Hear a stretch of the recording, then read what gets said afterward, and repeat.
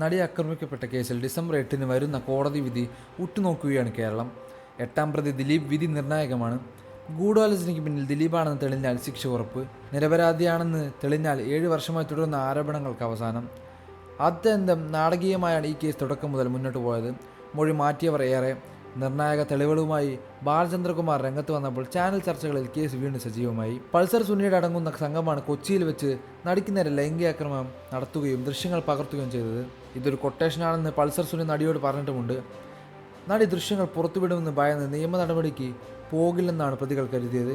എന്നാൽ ഈ ധാരണ പിഴച്ചു. നടി അന്ന് രാത്രി തന്നെ പോലീസിൽ പരാതിപ്പെട്ടു. പ്രമുഖർ വിഷയത്തിൽ ഇടപെട്ടു.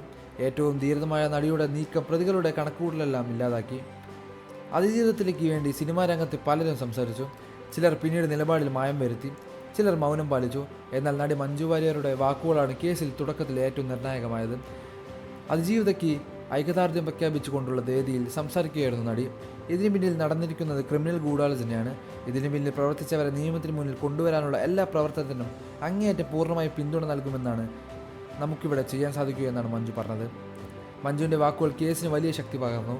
അതിജീവിതയുടെ ഏറ്റവും വലിയ അടുത്ത സുഹൃത്താണ് മഞ്ജു. അന്ന് വേദിയിൽ മറ്റൊരു കാര്യവും മഞ്ജു പറഞ്ഞു.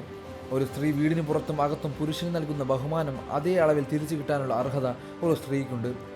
ആ സന്ദേശമാണ് ഞാനിവിടെ എല്ലാവരെയും അറിയിക്കാൻ ആഗ്രഹിക്കുന്നതെന്നും മഞ്ജു അന്ന് പറഞ്ഞു. ദിലീപും അന്ന് ഈ സംഗമത്തിൽ പങ്കെടുത്തിരുന്നു. കേസ് പിന്നീട് ദിലീപിലേക്ക് നീങ്ങി. ഒരു ഘട്ടത്തിൽ ദിലീപിനെ പോലീസ് കസ്റ്റഡിയിലെടുത്തു. ദിലീപിനെ അറസ്റ്റ് വരുത്തിയത് മഞ്ജു ആമി എന്ന സിനിമയുടെ സെറ്റിൽ വെച്ച് പൊട്ടിക്കരഞ്ഞു എന്നാണ് അന്ന് പുറത്തു വന്ന വാർത്ത.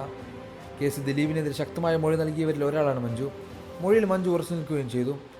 മകൾ മീനാക്ഷി ഉപയോഗിച്ച് മൊഴി മാറ്റാൻ മഞ്ജുവിനെ ദിലീപ് പ്രേരിപ്പിച്ചതെന്നും ആരോപണം വന്നിരുന്നു. സമ്മർദ്ദമുണ്ടായിട്ടും മഞ്ജു തൻ്റെ മൊഴിയിൽ ഉറച്ചു നിന്നു. ഇന്ന് സിനിമകളുടെ തിരക്കിലാണ് മഞ്ജു വാര്യർ. ദിലീപിന് കേസിന് ശേഷം കരിയറിൽ വലിയ വീഴ്ച വന്നു. കൂടുതൽ വാർത്തകളും വിശേഷങ്ങളും അറിയാൻ ഈ വീഡിയോ ലൈക്ക് ചെയ്ത് ചാനൽ സബ്സ്ക്രൈബ് ചെയ്ത് സപ്പോർട്ട് ചെയ്യുക.